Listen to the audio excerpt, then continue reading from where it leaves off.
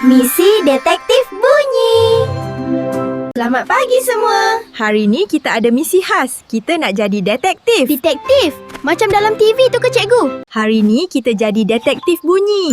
Kita kena pasang telinga ni besar-besar. Oh, maksud cikgu, kita kena cam bunyi di sekeliling kita? Sekarang, cikgu nak kamu berdua tutup mata. Cuba dengar apa yang ada di sekeliling taman ni. Sedia? Sedia cikgu. Dengar tak tu? Bunyi yang pertama. Siapa tahu bunyi apa tu?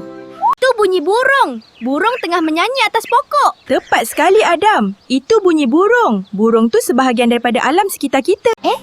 Bunyi lain pula. Aha. Bunyi kedua. Ni bunyi apa pula? Datang dari mana? Itu bunyi Pakcik Samad tukang kebun tu. Dia bersin tadi. Betul.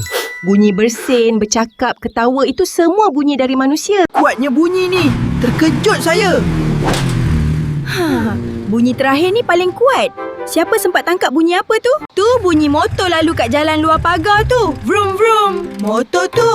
Benda bukan hidup. Itu bunyi ciptaan manusia. Tahniah semua. Misi detektif bunyi kita berjaya. Korang memang hebat. Misi ni tak habis lagi. Bila balik rumah nanti, cikgu nak kamu semua pasang telinga lagi.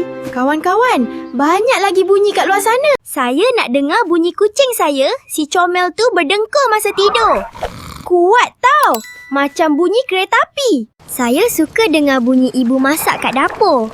Ting-tong ting-tong, bunyi kuali. Dengan bunyi hujan turun.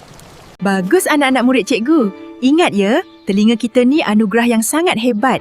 Kita kena guna untuk hargai semua bunyi di dunia ni. Jumpa lagi dalam misi akan datang.